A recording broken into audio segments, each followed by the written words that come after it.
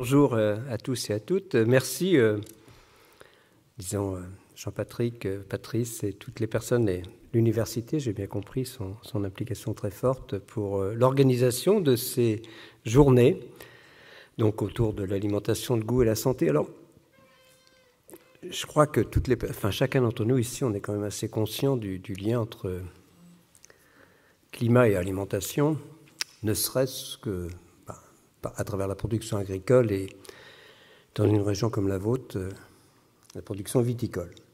Donc ce lien, je vais essayer de vous en parler. D'abord la réalité du réchauffement climatique, vous l'avez rappelé, elle est là hein, quand même. Les 5 dernières années ont été les plus chaudes que nous ayons connues depuis 150 ans. En fait, 2019 sera aussi une année chaude à l'échelle planétaire. Et ce n'est pas une surprise. En fait, quand on regarde ce que nous avons fait collectivement depuis 200 ans, eh bien, nous avons modifié la composition de l'atmosphère, disons en particulier en gaz à effet de serre. Ce sont ces composés qui ont la propriété de piéger une partie du rayonnement solaire une fois qu'il a été réfléchi à la surface de la planète. Donc avec comme résultat que, donc nous augmentons le premier gaz à effet de serre sur lesquels nous avons joué, c'est, le dioxyde de carbone, hein, vous voyez, c'est à chaque fois qu'on brûle des combustibles fossiles, la déforestation également, la fabrication du ciment, et plus pour la production agricole, j'y reviendrai, le méthane, le protoxyde d'azote. En gros, ce que nous avons fait, à travers nos activités depuis 200 ans, nous avons augmenté la quantité de chaleur disponible pour assurer l'équilibre thermique de l'atmosphère, mais aussi de l'océan de surface, des glaces, des surfaces continentales. En gros, nous avons augmenté le chauffage d'à peu près 1%, donc il ne faut quand même pas être trop étonné quand vous augmentez le chauffage que la température augmente. C'est ce qu'on vit, hein, tout simplement. Même si les mécanismes sont complexes, c'est assez clair. On le vit, et au niveau justement de ces émissions, quelques chiffres qui sont ceux du dernier rapport du GIEC, hein, sur justement où l'alimentation tient une grande place. Eh bien, ces chiffres, voilà, donc... Par exemple, rappeler que la production, le gaspillage alimentaire contribue aux émissions de gaz à effet de serre de façon non négligeable. Hein, donc, que, je redis, pour l'agriculture, contribue à 44% des émissions de méthane et 82% des émissions de protoxyde d'azote. Ceci étant, ces deux composés ne représentent que 20% de l'augmentation de l'effet de serre. Mais quand on regarde l'alimentation dans son ensemble, pas simplement l'agriculture, on arrive plutôt à des chiffres de l'ordre de 30%. Alors ça, c'est l'échelle planétaire, ça dépend des pays. Pour la France, voilà, l'agriculture, c'est de l'ordre de 20%. En fait, il y a en France, quand on regarde les émissions, c'est le transport qui est le premier secteur, et puis il y a 3 secteurs à 20%, l'habitat, l'industrie, l'agriculture. Alors, donc, entre l'agriculture et l'alimentation, en France aussi, si on tient compte par exemple, du transport, de tout ce qui concerne l'alimentation, c'est un peu plus, évidemment. Donc, en fait, pour revenir à cette chaleur, à ce chauffage supplémentaire, eh bien, de cette chaleur supplémentaire, il n'y a que 1% utilisé dans l'atmosphère. C'est ce qui est important. En fait, l'essentiel va dans l'océan. Et 93% vont dans l'océan. Donc, et en fait, évidemment, c'est dans l'océan qu'il faut regarder ce qui se passe. Et là, le diagnostic est clair. 3 mm d'élévation du niveau de la mer chaque année, donc 1 mm dû au fait que l'océan se réchauffe et qu'il se dilate, et l'essentiel du reste à la fonte des glaces. Alors les glaciers continentaux, mais depuis une vingtaine d'années, le Groenland et l'Antarctique y contribuent également. Hein, donc le diagnostic est clair, 3 mm chaque année, donc ceci nous amène, avec d'autres évidences évidemment, à dire que le réchauffement est sans équivoque. Hein, donc nous sommes certains qu'il y a un réchauffement et en fait qu'une large part de ce réchauffement, je n'y reviendrai pas, est liée aux activités humaines. En fait, on peut expliquer l'ensemble du réchauffement depuis les années 50 par les activités humaines. Hein, c'est un peu moins de 1 degré, tandis que les causes naturelles du réchauffement climatique ne peuvent expliquer qu'1 dixième de degré. En fait, ce qui est intéressant de voir, c'est que nous sommes actuellement sur une trajectoire qui est celle que nous envisagions il y a une trentaine d'années. Aussi bien en termes de vitesse, de rythme de réchauffement, à peu près 1 à 2 dixièmes de degré par décennie, on est plus près de 2 dixièmes de degré par décennie. Le réchauffement, ce n'est pas une année plus chaude que la précédente, chaque année plus chaude que la précédente, mais c'est vraiment chaque décennie plus chaude que la précédente. Ça, c'est très clair. Mais aussi, nous sommes sur ce que nous avions envisagé en termes de cette perception d'événements climatiques extrêmes, soit plus intenses, soit plus fréquents. Et disons, le fait que notre communauté ne se soit pas trompée, je dirais presque malheureusement, nous invite à regarder de façon, disons, sérieuse les projections qui sont faites à l'horizon des 30 prochaines années, d'ici 2050 et au-delà. Et en fait, c'est évident que si rien n'est fait pour lutter contre le réchauffement climatique, eh bien, nous allons vers des réchauffements très importants. Voici ce vers quoi nous irions à la fin du siècle. Donc, si vraiment rien n'était fait pour lutter contre le réchauffement climatique, un scénario qu'on va appeler business as usual, 5 degrés en moyenne globale, 2 fois plus dans les régions, disons un peu moins sur l'océan, 2 fois plus rapidement sur les régions de l'Arctique. 4 à 5 degrés, c'est l'équivalent de ce que notre planète a connu entre le dernier maximum glaciaire et le début des conditions actuelles il y a 10 000 ans. Simplement, ce que nous sommes en train de faire actuellement, c'est la même chose. Nous sommes sur cette trajectoire 50 à 100 fois plus rapidement. Il faut s'en rendre compte. C'est vraiment ce que nous sommes en train de faire actuellement. Donc les conséquences, je vais plus parler évidemment de l'alimentation, elles sont bien documentées. Mais elle touche vraiment tous les niveaux disons, on les classe en 5 catégories, vous voyez, et quand on va vers 5 degrés, donc un scénario émetteur, en haut, en rouge, eh bien, si vous regardez à droite, les conséquences vers 5 degrés, elles sont, il y a un niveau de risque d'indétectable à, disons, très élevé, eh bien, pratiquement à 5 degrés, quels que soient les types de conséquences vers lesquelles on se tourne,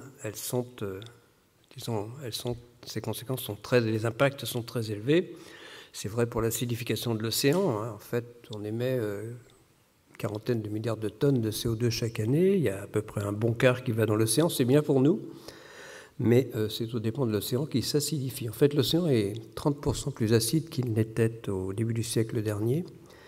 Et dans le cas d'un réchauffement non maîtrisé, ce dont je vous parle pour le moment, eh bien, cette acidité aurait doublé à la fin du siècle. En fait, c'est pas très embêtant pour les jeunes d'aujourd'hui, ils pourront toujours aller se baigner, mais tout ce qui se forme de calcite, de calcaire, de carbonate, a plus de mal à se former. C'est le cas, par exemple, des récifs coralliens, mais en gros de tout ce qui vit dans l'océan, d'une certaine façon. Voilà, donc les extrêmes climatiques, j'en ai déjà, parlé, mentionné, l'intensification des extrêmes, nous n'en sommes qu'aux prémices, c'est très clair. Tous les extrêmes, pratiquement, vont soit devenir plus fréquents, soit plus intenses, ça dépend des régions. Donc, les populations sont évidemment aussi très affectées. On va parler de réfugiés climatiques, de ressources en eau. Alors, Pierre-Frédéric en parlera mieux que moi tout à l'heure. D'alimentation, alors je vais en parler, mais du point de vue du climat, de la sécurité alimentaire, bien sûr, de la sécurité elle-même. Donc, je pense que il y a aussi tous les autres problèmes environnementaux, évidemment. En fait, le réchauffement climatique exacerbe tous ces autres problèmes environnementaux. Déjà, si on regarde la perte de biodiversité, le réchauffement climatique est d'ores et déjà la 3e cause de perte de biodiversité. En fait, après, nos activités, d'une certaine façon, de différents types, mais aussi le 2e, c'est la prédation directe de certaines espèces, puis vient le réchauffement climatique. Et ça va s'amplifier. Si rien n'était fait pour lutter contre le réchauffement climatique, à la fin du siècle, la moitié des espèces auraient une capacité de déplacement inférieure à la vitesse de déplacement des ondes climatiques. Donc on voit bien, pratiquement, elles seraient incapables de s'adapter. Donc ça, c'est à la fin du siècle, si on ne fait rien, on n'y sera pas, j'espère. Voilà. Et puis les phénomènes irréversibles, l'élévation du niveau de la mer, 1 mètre à la fin du siècle, mais ça ne s'arrêtera pas. Disons, c'est vraiment irrémédiable, cette élévation du niveau de la mer. Ce serait 3 mètres à la fin du siècle prochain, toujours dans le cas d'un scénario émetteur. Et à échéance de quelques siècles, disons entre quelques siècles et un millénaire, la fonte du Groenland. Et ça équivaut à 7 mètres d'élévation du niveau de la mer. Donc, un point que j'aime souligner, c'est que, donc je ne vais pas trop détailler ces conséquences, mais c'est que si on les prend dans leur ensemble, dans leur intégralité, le premier problème, c'est vraiment le risque d'accroissement des inégalités. Alors entre pays pauvres et pays riches, on en est conscient, mais aussi au sein des pays riches, en fait, ce sont les couches les plus modestes de la population qui sont les plus vulnérables. Disons, sous ce vocable, on retrouve, disons, sous cette réalité, on retrouve le vocable de justice climatique. Et vous avez mentionné que j'étais au Conseil économique, social et environnemental, et nous avons récemment produit un avis sur les enjeux de la justice climatique en France. Ça affecte également les pays développés. Donc, donc sur le sujet qui nous intéresse sur ces quelques jours, bien sûr, donc d'abord bien noter que le changement climatique a aussi déjà affecté la sécurité alimentaire. Donc, voilà, la modification des régimes des précipitations, fréquences. Donc, voilà, dans les régions tropicales, certaines, j'y reviendrai, des rendements qui ont diminué. Alors, il y a des choses pour lesquelles, en général, dans les hautes latitudes, c'est pas une mauvaise nouvelle. Hein, donc, on voit bien, vraiment dans les hautes latitudes. Mais il y a aussi, voilà, en Afrique, sur les systèmes pastoraux, ce ne sont pas généralement des bonnes nouvelles, le réchauffement climatique, et surtout parce qu'il y a moins de précipitations dans certains endroits, ou des inondations aussi assez fréquentes quand même dans ce contexte disons, d'assèchement généralisé. Et puis, il y a bien sûr toutes les maladies qui sont, disons, il y a une prévalence de certaines maladies qui n'existaient pas, qui ne se propageaient pas avant dans les cultures et qui le font maintenant plus facilement à cause du réchauffement climatique. Donc, 2 ou 3 exemples. Déjà, actuellement, voilà, donc par exemple, le rendement du blé, vous voyez, diminue de quelques pourcents par décennie à l'échelle planétaire. Donc, c'est moins vrai pour d'autres, mais pour le blé, c'est déjà marquant. Les rendements ont plutôt tendance à diminuer. C'est déjà observé. Alors, il y a beaucoup de gens qui pensent que, finalement, pour la productivité agricole, le réchauffement climatique serait une bonne chose. C'est vrai si vous êtes, disons, dans le sud de la Sibérie ou dans le sud du Canada. C'est faux à l'échelle planétaire. C'est faux pourquoi? Parce qu'il y a, disons, au-delà de 30 degrés, alors les gens de l'INRA qui seront là le diront mieux que moi, mais au-delà de 30 degrés, en gros, il n'y a plus rien qui pousse de façon optimale. Donc le réchauffement n'est pas du tout une bonne nouvelle pour la productivité agricole. Voilà. Donc on le voit ici à travers, donc c'est intégré pour les 4 cultures sur lesquelles en fait nous nous construisons, hein, disons au niveau planétaire, le blé, le riz, maïs et soja. Donc vous voyez, les régions qui gagnent sont en bleu, il y a des régions qui gagnent, évidemment, c'est vrai. Il y a des régions qui perdent, elles sont en jaune ou marron, voilà, ça peut aller jusqu'à 50%. Et bien ce que l'on voit, c'est qu'effectivement, au cours de la prochaine décennie, disons, tant que le réchauffement est limité, les régions qui gagnent et les régions qui perdent en termes de productivité agricole sont à peu près équilibrées. Mais si vous allez à la fin du siècle, eh bien, les régions qui perdent prennent le pas sur les régions qui gagnent et de façon très importante. Vous voyez donc cette idée, il faut oublier cette idée que le réchauffement climatique est globalement à l'échelle de la planète, disons, favorable à la productivité agricole. C'est faux. C'est faux aussi dans l'océan. Donc, disons, les ressources halieutiques seront affectées aussi de façon négative. Alors en France maintenant, bon, le réchauffement est aussi bien marqué puisque 2018 a été l'année la plus chaude. 2019 sera une année chaude également, semble-t-il. L'été 2019 a été le 2e été les plus chauds. On a aussi, par exemple en France, on a déjà une influence assez marquée, disons, du climat, des variables climatiques. Disons, par exemple, le rendement du blé qui avait constamment augmenté jusqu'à la fin du siècle dernier stagne depuis au cours des 2 dernières décennies, et ça largement à cause du climat. En fait, à la fois de moins de précipitations dans certaines régions, plus d'évaporation, et aussi, disons, en 2016, c'est le contraire, c'est les inondations, en mai, fin mai, début juin, dans une large partie du sud de l'Île-de-France, qui a fait qu'il y avait, disons, les rendements, la production en France a été diminuée de 30% en 2016, à cause de ces inondations. Donc, voilà un résumé de ce que l'on sait, des choses que je vous ai déjà dites. Donc, il y a quand même des choses qui sont... par exemple, si vous êtes sucrier, c'est bien. Disons, la productivité augmente avec le réchauffement en France. Malheureusement, il y a trop de sucre. La conséquence, c'est celle-là pour le moment. Donc, voilà, la stagnation des rendements en blé. Évidemment, ça n'échappe pas que dans des régions comme la vôtre, eh bien, la production viticole est très sensible au climat, au réchauffement climatique. Alors, il n'y a pas de panique encore, surtout pas dans le Val-de-Loire, mais il y a des régions qui se posent des questions. Hein. Disons que si vous allez dans le Languedoc, eh bien, disons que pratiquement, c'est 1 degré de plus d'alcool pas tous les 10 ans, hein, depuis 30 ou 40 ans. C'est à peu près ça le rythme. Hein. Voilà, donc un réchauffement en France, il n'y a pas de... Donc il irait vers 4 à 5 degrés à la fin du siècle, si rien n'était fait. Voilà, donc des pics de chaleur, disons vraiment 2003, c'était 3 degrés plus chaud que la température moyenne du XXe siècle, mais on irait, les étés seraient, disons largement, disons l'été 2003 deviendrait la norme à partir de 2050, vous voyez à peu près, et on aurait des étés qui pourraient être à 6, des étés caniculaires de la fin de ce siècle pourraient être à 6 à 8 degrés plus chaud que l'été moyen du XXe siècle. Un point important aussi, c'est que si on, là, ce sont les 3 mois d'été, les records de chaleur, eux, croissent 2 fois plus vite. Hein, donc, on peut s'attendre à disons, un réchauffement à plus 3 degrés. Eh bien, c'est un réchauffement qui nous emmènerait avec des pics de chaleur de l'ordre de 50 degrés. Hein, donc, on tombe dans un autre monde. Un point important aussi pour l'agriculture et pour l'alimentation, c'est même dans les régions où les précipitations ne sont pas modifiées, c'est le cas de ma Bretagne natale, c'est le cas aussi, ici, pas tellement, eh bien, le débit des fleuves et rivières va diminuer de façon forte, hein, parce que réchauffement veut dire aussi plus d'évaporation. Hein, donc c'est aussi simple que ça. Alors évidemment très, très forte, de façon très importante, hein, jusqu'à diviser par 2.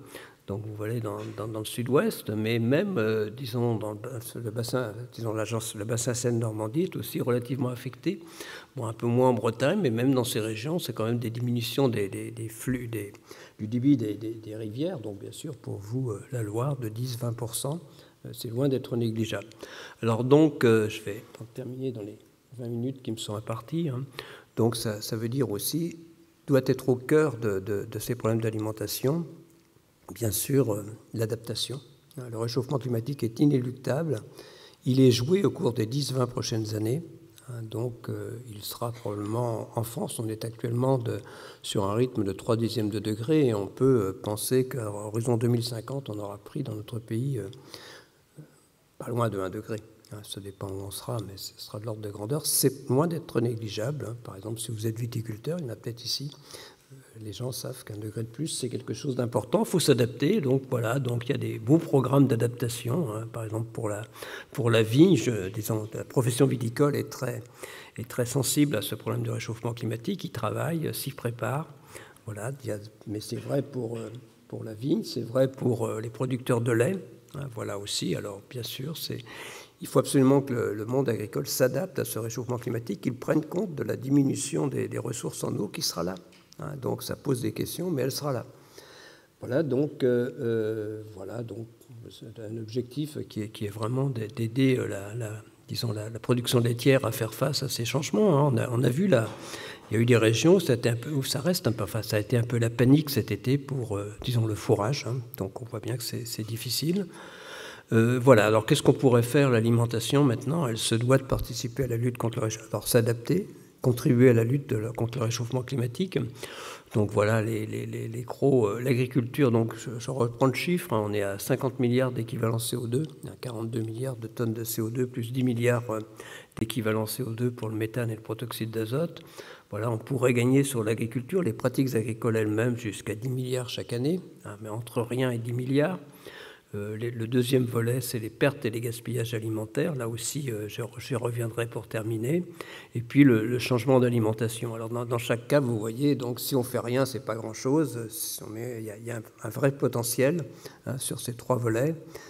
Pratiques agricoles, régime alimentaire et bien sûr, pertes et gaspillages. Hein, on l'a déjà dit, les 3 offrent un potentiel de réduction des gaz à effet de serre. Voilà, il y a aussi, bien sûr, toute cette capacité de stockage de carbone dans le sol. Hein. Il y a déjà beaucoup de carbone dans le sol, mais si on en mettait un peu plus dans les régions où, justement, ça favoriserait à la fois la productivité agricole et c'est le fameux projet 4 pour 1000. Et donc l'alimentation, donc voilà, je redis ici, les pertes, c'est 25 à 30%. Disons, la diversification des régimes alimentaires et en fait, il y a quand même disons que les transitions alimentaires Il y a aussi ce vers quoi on s'oriente, c'est une compétition dans un monde à 10 milliards d'habitants, une compétition entre l'alimentaire et l'énergétique, hein, qui toutes les deux demandent des surfaces, hein, donc, ou le piégeage du carbone par exemple. Et évidemment, on a intérêt à, disons, à rendre l'alimentaire plus efficace, hein, par exemple au niveau des gaspillages. Et puis pour terminer, bon, c'est pas ce que je fais personnellement complètement, mais c'est pour vous donner une idée. Simplement une idée, parce que les gens se posent souvent la question, je vais terminer là-dessus. Donc, si tout le monde changeait de régime alimentaire au niveau planétaire, hein, disons, tout le monde change, hein, tout le monde adopte le régime vegan, donc on pourrait gagner, donc c'est toujours hein, par rapport à 50 milliards d'équivalent CO2 chaque année, vous voyez, c'est pas rien, on pourrait gagner 8 milliards de tonnes, hein, on parle bien aussi en milliards de tonnes, hein, voilà, le régime méditerranéen, bon, si, voilà. Donc ça vous donne une idée un petit peu du rôle, enfin, bien sûr. Alors, ce que ne montre pas ce graphique, c'est, et ça irait dans l'autre sens évidemment, si tout le monde adoptait notre régime alimentaire. C'est quasiment impossible, mais disons, ça augmenterait évidemment de beaucoup les émissions. Ça, c'est plutôt ce que nous montrons là dans ce graphique, ce sont plutôt bien sûr les régimes, je dirais, vertueux, vus du point de vue du climatologue, mais aussi, dans certains cas en tout cas, vus du point de vue du médecin. Voilà, merci beaucoup.